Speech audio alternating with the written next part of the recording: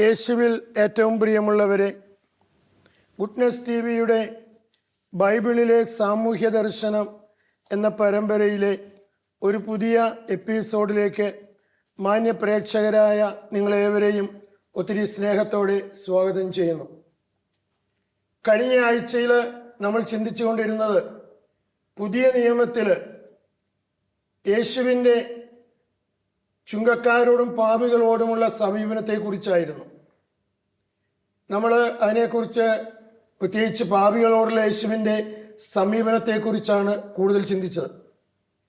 ഇന്ന് നമുക്ക് ഈ കാര്യങ്ങളുമായി ബന്ധപ്പെട്ട കാര്യങ്ങൾ സംസാരിക്കുവാൻ, നമ്മളുമായിട്ട് പങ്കുവയ്ക്കുവാൻ നമ്മുടെ കൂടെയുള്ള സ്നേഹബഹുമാനപ്പെട്ട ഫിലിപ്പ് തയ്യൽ അച്ഛനെ നിങ്ങളുടെ ഏവരുടെയും പേരിൽ ഒത്തിരി സ്നേഹത്തോടെ സ്വാഗതം ചെയ്യുന്നു.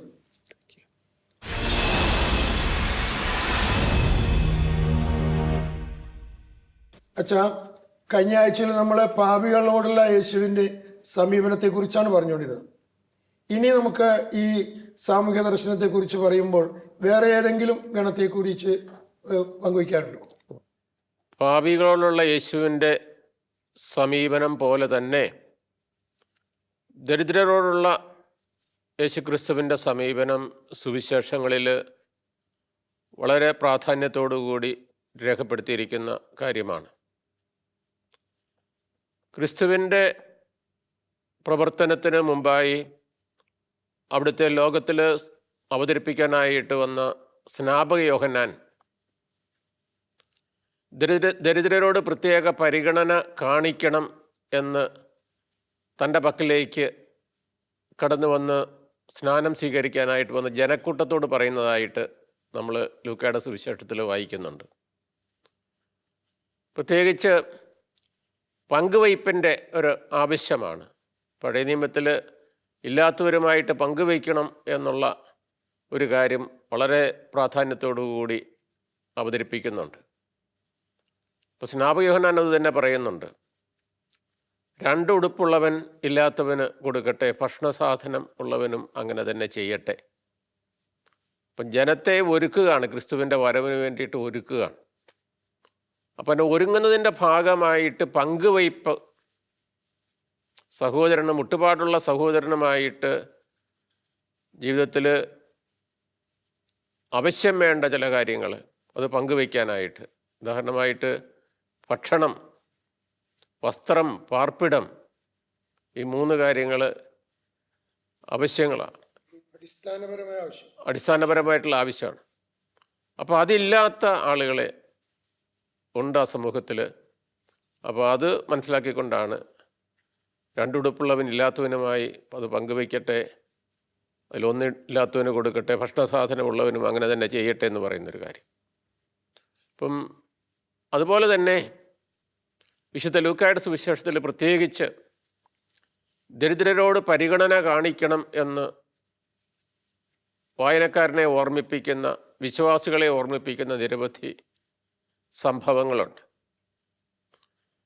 ഈശോ തൻ്റെ പരസ്യജീവിതം ആരംഭിക്കുന്നതിന് തൊട്ടു മുമ്പായിട്ട് നസ്രസിലെ സിനഗോഗിൽ പോവുകയും അവിടെ താൻ ആരെന്നും തൻ്റെ ദൗത്യം എന്തെന്നും സിനഗോഗിലുണ്ടായിരുന്ന യഹൂദരുടെ മുമ്പിൽ വെളിപ്പെടുത്തുകയും ചെയ്യുന്ന ലൂക്കായുടെ സുവിശേഷം 4-ാം അധ്യായം 16 മുതൽ 30 വരെയുള്ള ഒരു സംഭവത്തിൻ്റെ വിവരണമുണ്ട്. മാനിഫെസ്റ്റോ എന്ന് പറയാം. അതെ, താൻ ആരെന്ന് വെളിപ്പെടുത്തുന്നു, തൻ്റെ ദൗത്യം എന്തെന്ന് വെളിപ്പെടുത്തുന്നു, അതിനോടുള്ള മനുഷ്യരുടെ പ്രതികരണവും വെളിപ്പെടുത്തുകയാണ്. അപ്പോൾ അതിൽ അവിടുന്ന് യെശയ്യായുടെ പുസ്തകം 61-ാമത്തെ അധ്യായം 1 മുതൽ 2 വരെയുള്ള വാക്യങ്ങൾ ഉദ്ധരിക്കുന്നുണ്ട്. അത് ഉദ്ധരിച്ചുകൊണ്ടാണ് താൻ ആരെന്നും തൻ്റെ ദൗത്യം എന്തെന്നും വെളിപ്പെടുത്തുന്നത്. അതിൽ 4-ാം അധ്യായം, ലൂക്കായുടെ സുവിശേഷം 4-ാം അധ്യായം 18-ാമത്തെ തിരുവചനത്തിൽ ആ വാക്യം നമ്മൾ കാണുന്നുണ്ട്. സാർ ഒന്ന് വായിക്കാവുന്ന ലൂക്കായുടെ സുവിശേഷം 4-ാം അധ്യായം. താൻ ആരെന്നും തൻ്റെ ദൗത്യം എന്തെന്നും വെളിപ്പെടുത്തുന്ന ഒരു കാര്യമാണ്. കർത്താവിൻ്റെ ആത്മാവ് എൻ്റെ മേലുണ്ട്, ദരിദ്രരെ സുവിശേഷം അറിയിക്കാൻ അവിടെ എന്നെ അഭിഷേകം ചെയ്തിരിക്കുന്നു. ബന്ധിതർക്ക് മോചനവും അന്ധർക്ക് കാഴ്ചയും അടിച്ചമർത്തപ്പെട്ടവർക്ക് സ്വാതന്ത്ര്യവും കർത്താവിന് സ്വീകാര്യമായ വത്സരവും പ്രഖ്യാപിക്കാൻ അവിടെ തന്നെ അയച്ചിരിക്കുന്നു. അപ്പോൾ അതിൽ 4-ാമത്തെ അധ്യായം 18-ാമത്തെ വാക്യത്തിൻ്റെ ആദ്യ ഭാഗം നോക്കുക. കർത്താവിൻ്റെ ആത്മാവ് അരൂപി എൻ്റെ മേലുണ്ട്, ദരിദ്രരോട് സുവിശേഷം പ്രസംഗിക്കുവാൻ അവിടുന്ന് എന്നെ അഭിഷേകം ചെയ്തിരിക്കുന്നു എന്നുള്ളതാണ്. ഇത് നൂറ്റാണ്ടുകൾക്ക് മുമ്പ് യെശയ്യാ പ്രവാചകന് വരാനിരിക്കുന്ന മിശിഹായെക്കുറിച്ചും അവിടുത്തെ ദൗത്യത്തെക്കുറിച്ച് ഓർമ്മിപ്പിക്കുകയാണ്. അത് തന്നിൽ നിറവേറിയിരിക്കുന്നു എന്ന് പറഞ്ഞ് യേശു ഈ വായന അവസാനിപ്പിക്കുകയാണ്. അപ്പം മിശിഹായുടെ ദൗത്യം ദരിദ്രരോട് സുവിശേഷം പ്രഘോഷിക്കുക എന്നുള്ളതാണ്. അതിനു വേണ്ടിയിട്ടാണ് അഭിഷേകം ചെയ്യപ്പെടുന്നത്. അപ്പം ക്രിസ്തുവിൻ്റെ ദൗത്യം പ്രധാനമായിട്ട് ദരിദ്രരുമായിട്ട് ബന്ധപ്പെട്ട ഒരു ദൗത്യമാണ്. അവർക്ക് സുവിശേഷം അറിയിക്കുക. പറയുന്നു, ദരിദ്രരോട് സുവിശേഷം പ്രസംഗിക്കാൻ അവിടുന്ന് തന്നെ അഭിഷേകം ചെയ്തിരിക്കുന്നു എന്നുള്ളതാണ്. നമുക്കറിയാം, പഴയ നിയമത്തിൽ 3 വിഭാഗത്തിലുള്ള ആളുകളാണ് അഭിഷേകം ചെയ്യപ്പെടുന്നത്, കോൺസെൻട്രേറ്റ് ചെയ്യപ്പെട്ടിരിക്കുന്നത്. അതിൽ പ്രവാചകന്മാർ, പുരോഹിതർ, രാജാക്കന്മാർ. അപ്പോൾ ഓരോ ഈ അഭിഷേകം, പ്രവാചകനായിട്ട് അഭിഷേകം ചെയ്യപ്പെട്ടിരിക്കുന്നതിൻ്റെ ദൗത്യം എന്ന് പറയുന്നത് ദൈവത്തിൻ്റെ വചനം പ്രഘോഷിക്കുക എന്നുള്ള ദൗത്യം. മറ്റൊരു ദൗത്യമല്ല അവനുള്ളത്, സ്പെസിഫിക്കാണ്. അതിനു വേണ്ടിയിട്ടാണ് മാറ്റി നിർത്തപ്പെട്ടിരിക്കുന്നത് എന്നുള്ളതാണ്. അതുപോലെ തന്നെ പുരോഹിതനായിട്ട് അഭിഷേകം ചെയ്യപ്പെട്ടവൻ്റെ ദൗത്യം എന്ന് പറയുന്നത് ബലി അർപ്പിക്കുക എന്നുള്ളതാണ്. മറ്റു ദൗത്യം ഇല്ല അവന്. രാജാവിൻ്റെ ദൗത്യം ദൈവത്തിൻ്റെ നാമത്തിൽ അവിടുത്തെ ജനത്തെ ഭരിക്കുക എന്നുള്ളതാണ്. അതുപോലെ ഇവിടെ തൻ്റെ ദൗത്യം എന്തെന്ന് പറയുകയാണ്. സ്പെസിഫിക് ആയിട്ടുള്ള പ്രത്യേക ദൗത്യം പാവപ്പെട്ടവരോട്, ദരിദ്രരോട് സുവിശേഷം പ്രഘോഷിക്കുക എന്നുള്ളതാണ്. അപ്പോൾ ഈ ദരിദ്രരുടെ വിഭാഗത്തിൽ ഏതൊക്കെ പെടുന്നുണ്ട് എന്നുള്ളതാണ് പിന്നീട് നമ്മൾ കാണുന്നത്. നമ്മൾ ലൂക്കായുടെ സുവിശേഷത്തിൽ നമ്മൾ വായിക്കുമ്പോൾ മനസ്സിലാക്കുന്നത്, യേശുക്രിസ്തുവിനെ നമ്മൾ കാണുന്നത് ചെറിയ മനുഷ്യരുടെ ലോകത്തിലാണ്, ദരിദ്രരായിട്ടുള്ള മനുഷ്യർ. അപ്പോൾ ആത്മീയമായിട്ടുള്ള ദാരിദ്ര്യമുണ്ട്. ആ ദരിദ്രരെന്ന് പറയുമ്പോഴത്തേക്കും നമുക്കറിയാമല്ലോ, ബൈബിളിൽ ദരിദ്രർ ലിറ്ററലായിട്ട് അതിനൊരു അർത്ഥമുണ്ട്. സാമ്പത്തികമായിട്ട് ദാരിദ്ര്യം അനുഭവിക്കുന്ന ആളുകൾ, അതിനാണ് ലിറ്ററലായിട്ടുള്ള ഒരു വാച്യാർത്ഥത്തിലുള്ള. പിന്നെ മെറ്റഫോറിക്കലായിട്ട്, ആലങ്കാരികമായിട്ട് ജീവിതത്തിൽ ഏതെങ്കിലും തരത്തിൽ കുറവുകൾ അനുഭവിക്കുന്ന മനുഷ്യരുണ്ടെന്നുണ്ടെങ്കിൽ അവരും ദരിദ്രരാണ്. അപ്പോൾ ആ നിലയ്ക്ക് സമ്പന്നരും ഒരുപക്ഷെ ദരിദ്രരാണ്. ഇപ്പം ജീവിതത്തിൽ ഏതെങ്കിലും പ്രതിസന്ധികളിലൂടെ കടന്നു പോകുന്ന ആളുകൾ. അതുപോലെ നമുക്കറിയാം, ഈ സക്കേവൂസിൻ്റെ കാര്യം തന്നെ, സമ്പന്നനാണെന്നുണ്ടെങ്കിൽ ശരി, ജീവിതത്തിൽ തിന്മ അനുഭവിക്കുന്ന, തിന്മയിലൂടെ കടന്നു പോകുന്ന, തിന്മ പ്രവർത്തിച്ചിരുന്നൊരു മനുഷ്യൻ. അപ്പോൾ അയാൾ ആത്മീയമായിട്ടുള്ള ഒരു കുറവുള്ള ഒരു മനുഷ്യനായിരുന്നുള്ളതാണ്. അപ്പം ഞാൻ പറഞ്ഞു വരിക, പ്രത്യേകിച്ച് ലൂക്കായുടെ സുവിശേഷത്തിൽ സുവിശേഷകന് പ്രാധാന്യം കൊടുക്കുന്നത് ഈ ലിറ്ററൽ സെൻസിലുള്ള ദാരിദ്ര്യമാണ്. സാമ്പത്തികമായിട്ട് ദാരിദ്ര്യം അനുഭവിക്കുന്ന വ്യക്തികളാണ്, അവരെക്കുറിച്ചാണ്, അവരുടെ ഇടയിലാണ് പ്രവർത്തിക്കുന്നത്. അപ്പം തൻ്റെ ദൗത്യത്തെക്കുറിച്ച് യേശുക്രിസ്തുവിന് എന്നും എപ്പോഴും ബോധ്യമുണ്ടായിരുന്നു എന്നുള്ളതാണ്. അതുകൊണ്ടാണ് വരാനിരിക്കുന്നവൻ നീ തന്നെയോ, ഞങ്ങൾ മറ്റൊരുവനെ പ്രതീക്ഷിക്കണമോ എന്ന് ചോദിച്ചുകൊണ്ട് സ്നാപകൻ്റെ ശിഷ്യന്മാർ അവിടുത്തെ സമീപത്തേക്ക് വന്നപ്പോൾ അവിടുന്ന് പറയുന്ന ഒരു കാര്യം തന്നെയാണ് അവസാനം, നിങ്ങൾ കാണുകയും കേൾക്കുകയും ചെയ്തത് യോഹന്നാനെ അറിയിക്കുക. എന്നിട്ട് പറയുന്നൊരു കാര്യമുണ്ട്, ദരിദ്രരോട് സുവിശേഷം പ്രസംഗിക്കപ്പെടുന്നുള്ളതാണ്. അപ്പോൾ ഒരു അവയർനെസ് ഉണ്ട്. ഇപ്പോൾ കർത്താവിൻ്റെ പ്രബോധനത്തിൽ നമ്മൾ കാണുന്നൊരു കാര്യം, പങ്കുവയ്പ്പിൻ്റെ കാര്യം പറയുന്നുണ്ട്. പാവപ്പെട്ടവരോട് പ്രത്യേകമായിട്ടുള്ള പരിഗണന വേണമെന്ന് പറയുന്നുണ്ട്. ആദ്യത്തെ 3 സുവിശേഷങ്ങളിൽ, സമാന്തര സുവിശേഷങ്ങളിൽ ഒരു സംഭവം രേഖപ്പെടുത്തുന്നുണ്ട്. ഒരു യുവാവ് കർത്താവിൻ്റെ അടുത്തേക്ക് വന്നിട്ട് നിത്യരക്ഷ പ്രാപിക്കാൻ ഞാൻ എന്ത് ചെയ്യണം എന്ന ഒരു ചോദ്യം ചോദിക്കുന്നുണ്ട്. അപ്പം അദ്ദേഹത്തോട് പറയുന്ന ഒരു മറുപടി അത് നമ്മൾ ശ്രദ്ധിക്കേണ്ടതാണ്. മർക്കോസിൻ്റെ സുവിശേഷം 10-ാം അധ്യായം 21-ാമത്തെ വാക്യം.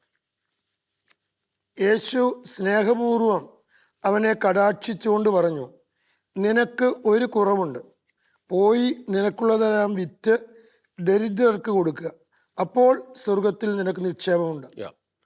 പോയി നിനക്കുള്ളതെല്ലാം വിറ്റ് ദരിദ്രർക്ക് കൊടുക്കുക, അപ്പോൾ നിനക്ക് സ്വർഗത്തിൽ നിക്ഷേപം ഉണ്ടാകും.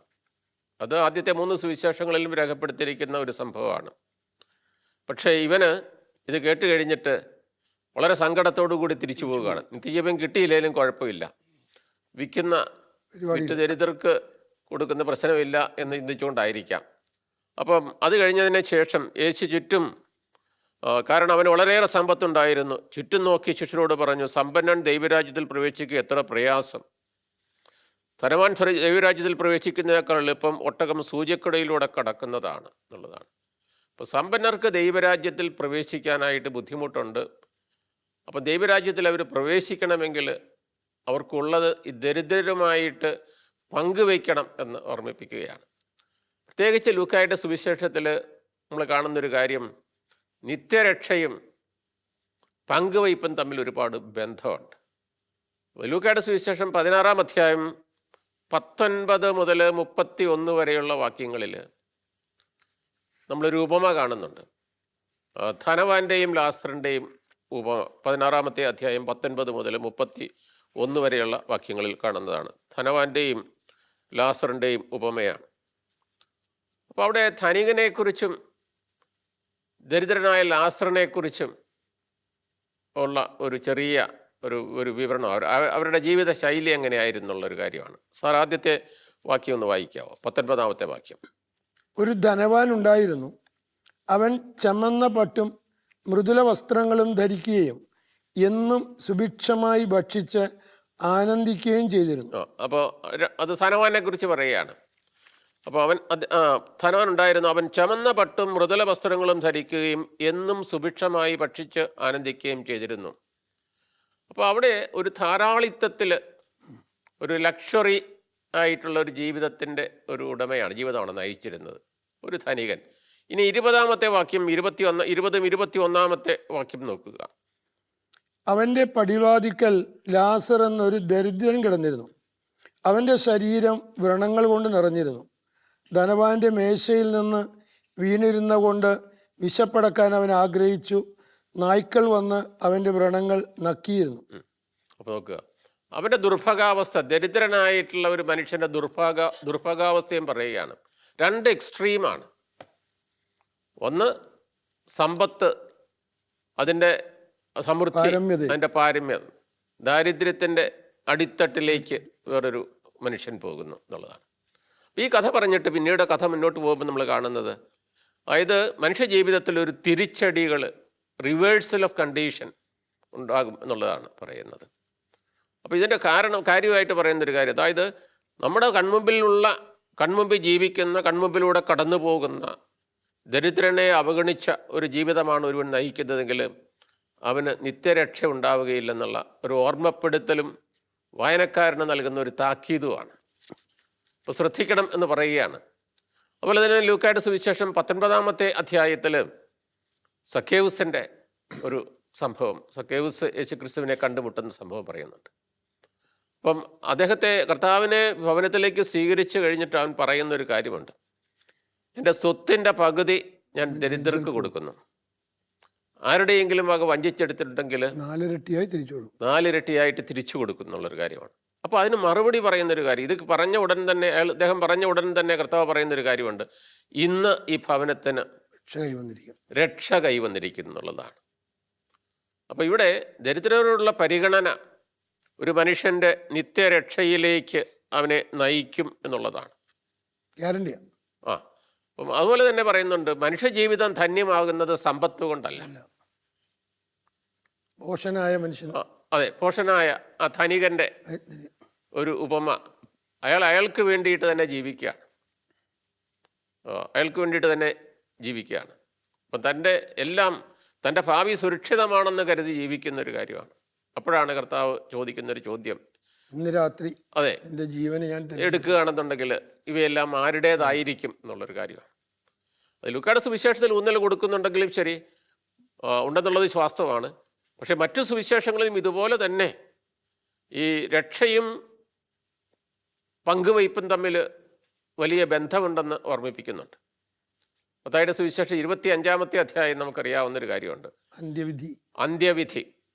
അതിൻ്റെ മാനദണ്ഡം, അന്ത്യവിധിയിൽ രക്ഷയുടെ മാനദണ്ഡം എന്തെന്ന് നമ്മൾ കാണുന്നുണ്ട്. മത്തായിയുടെ സുവിശേഷം 25-ാമത്തെ അധ്യായത്തിൽ അവസാനം, അത് 25-ാമത്തെ അധ്യായത്തിൽ 34-ാമത്തെ വാക്യം നോക്കുക.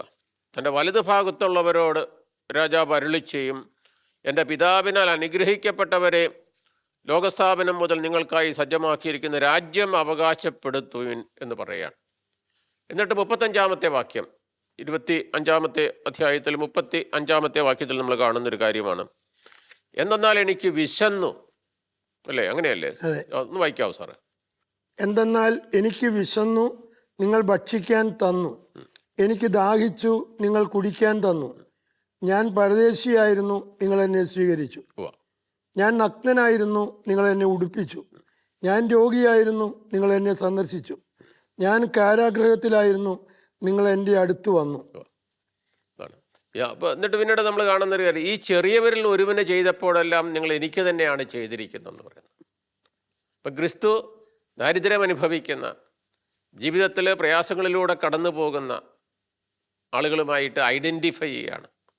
അവരെ സഹായിക്കുന്നത്, ക്രിസ്തുവിനെ സഹായിക്കുന്നത് തന്നെയാണ്. അതുകൊണ്ടാണ് ഈ ചെറിയവരിൽ ഒരുവന് ചെയ്തപ്പോഴെല്ലാം നിങ്ങൾ എനിക്ക് തന്നെയാണ് ചെയ്തത് എന്ന് പറയുന്നൊരു കാര്യം.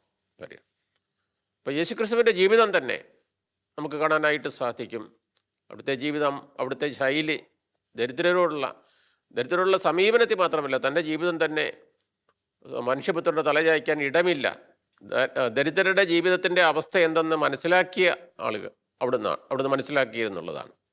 അതുപോലെ ശിഷ്യരുടെയും ശൈലി ഇത് തന്നെയാണ്. ശിഷ്യരോടും ആവശ്യപ്പെടുന്നൊരു കാര്യമാണ് ഇത്.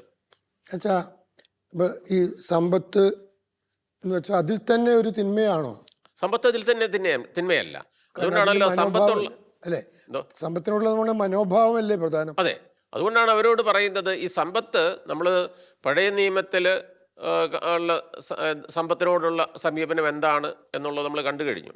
അപ്പോൾ സമ്പത്തുള്ളവന് ഇല്ലാത്തവരുമായിട്ട് പങ്കുവയ്ക്കുകയാണ് വേണ്ടത് എന്നുള്ളൊരു കാര്യമാണ്. അപ്പോൾ അവൻ്റെ സമീപനമാണ് വളരെ പ്രധാനപ്പെട്ട ഒരു കാര്യം എന്ന് പറയും. കാരണം നമ്മൾ ഹംഗറിയിലെ എലിസബത്ത് രാജ്ഞിയെക്കുറിച്ച് കേൾക്കാറുണ്ടല്ലോ. ഒരുപാട് കോടീശ്വരിയായിരുന്നില്ലേ, പക്ഷെ എല്ലാം കൊണ്ട് ഈ പാവപ്പെട്ടവർക്ക് സഹായം ചെയ്യുന്നൊരു വിശുദ്ധയല്ലേ? അതെ. അപ്പം ഇതുപോലെ തന്നെയാണ് വാസ്തവത്തിൽ യേശുക്രിസ്തുവിൻ്റെ ആ ഒരു പ്രബോധനം, അവിടുത്തെ മാതൃക സ്വീകരിച്ചുകൊണ്ട് ആദിമസഭയിലേക്ക് നമ്മൾ വരുമ്പോഴത്തേക്കും, അത് അപ്പസ്തോല പ്രവർത്തനത്തിലേക്ക് നമ്മൾ പ്രവർത്തനം വായിക്കുമ്പോൾ നമ്മൾ കാണുന്നൊരു ഐഡിയലായിട്ടുള്ള ഒരു ക്രിസ്ത്യൻ കമ്മ്യൂണിറ്റിയാണ്, ഒരു ക്രൈസ്തവ സമൂഹത്തെയാണ് നമ്മൾ കാണുന്നത്. അപ്പസ്തോല പ്രവർത്തനം 2-ാം അധ്യായത്തിൽ 44 മുതൽ 47 വരെയുള്ള വാക്യങ്ങൾ നമ്മൾ വായിക്കുമ്പോൾ കാണുന്ന ഒരു കാര്യമാണ്. 2-ാം അധ്യായം 44 അപ്പസ്തോല പ്രവർത്തനം. അതായത് ക്രിസ്തുവിൻ്റെ ഈ പ്രബോധനം സ്വീകരിച്ച് പങ്കുവയ്പ്പിൻ്റെ ഒരു ജീവിതം നയിച്ച ഒരു സമൂഹം. വിശ്വസിച്ചവർ എല്ലാവരും ഒറ്റ സമൂഹമാവുകയും തങ്ങൾക്കുണ്ടായിരുന്നതെല്ലാം പൊതുവായി കരുതുകയും ചെയ്തു. തങ്ങൾക്കുണ്ടായിരുന്നതെല്ലാം പൊതുവായി കരുതി എന്നുള്ളതാണ്. അവർ തങ്ങളുടെ സ്വത്തുക്കളും വസ്തുവകളും വിറ്റ് ആവശ്യാനുസരണം എല്ലാവർക്കുമായി വീതിച്ചു. ഇതേ ആശയം തന്നെയാണ് 4-ാം അധ്യായം അപ്പസ്തോല പ്രവർത്തനം 4-ാം അധ്യായം 32 മുതലുള്ള വാക്യങ്ങൾ നമ്മൾ കാണുന്നത്. വിശ്വാസികളുടെ സമൂഹം എങ്ങനെയാണ് അവർ ജീവിച്ചത്? വിശ്വാസികളുടെ സമൂഹം ഒരു ഹൃദയവും ഒരാത്മാവുമായിരുന്നു. ആരും തങ്ങളുടെ വസ്തുക്കൾ സ്വന്തമെന്ന് അവകാശപ്പെട്ടില്ല. എല്ലാം പൊതുസ്വത്തായിരുന്നു. പിന്നെ 34-ാമത്തെ വാക്യം, അവരുടെ ഇടയിൽ ദാരിദ്ര്യം അനുഭവിക്കുന്നവർ ആരും ഉണ്ടായിരുന്നില്ല. കാരണം പറമ്പും വീടും സ്വന്തമായിട്ടുണ്ടായിരുന്നവരെല്ലാം അവയത്രയും വിറ്റ് കിട്ടിയ തുക അപ്പസ്തോലന്മാരുടെ കാൽക്കൽ അർപ്പിച്ചു. അത് ഓരോരുത്തർക്കും ആവശ്യം അനുസരിച്ച് വിതരണം ചെയ്യപ്പെട്ടു. എല്ലാവർക്കും ആവശ്യത്തിനനുസരിച്ച് വിതരണം ചെയ്തിരുന്നു എന്നുള്ളൊരു കാര്യമാണ്. അപ്പം ഒരു പങ്കുവയ്പ്പിൻ്റെ ഒരു സമൂഹമായിരുന്നുള്ളതാണ് ശരിക്കും ആദ്യത്തെ ഒരു സോഷ്യലിസം. അതെ അല്ലേ? അതുപോലെ തന്നെ നമ്മൾ കാണുന്ന അപ്പസ്തോലന്മാരുടെ പ്രവർത്തനം എന്നുള്ള ആ പുസ്തകത്തിൽ 6-ാം അധ്യായത്തിൽ അവിടെയും പാവപ്പെട്ടവരെ സഹായിക്കാനായിട്ടുള്ള ഒരു ക്രമീകരണം ആദിമസഭയിലുണ്ടായിരുന്നു.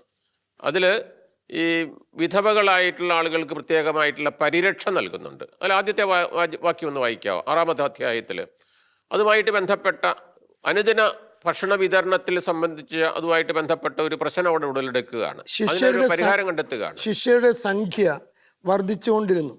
അക്കാലത്ത് പ്രതിദിനമുള്ള സഹായ വിതരണത്തിൽ തങ്ങളുടെ വിധവകൾ അവഗണിക്കപ്പെടുന്നുവെന്ന് ഗ്രീക്കുകാർ ഹെബ്രായർക്കെതിരെ പിറുപിറുത്തു.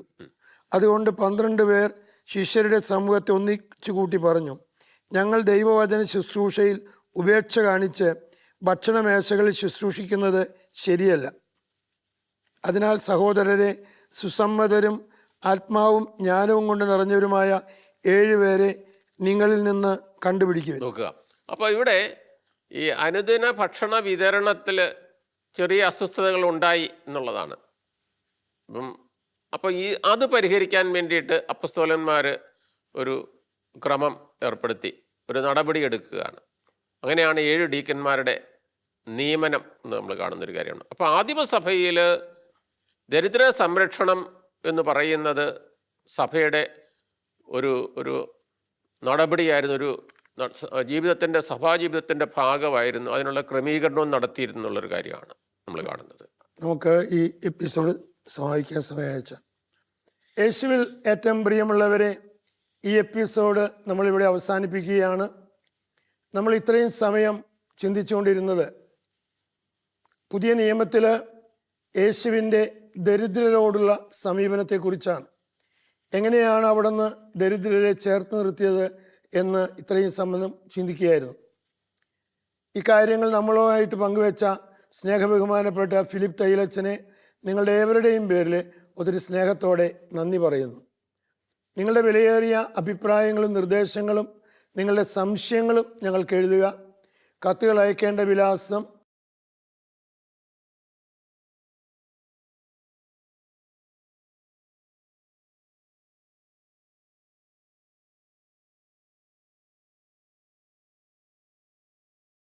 മറ്റൊരു എപ്പിസോഡിൽ നമ്മൾ വീണ്ടും കണ്ടുമുട്ടാമെന്ന പ്രതീക്ഷയോടെ നന്ദി, നമസ്കാരം.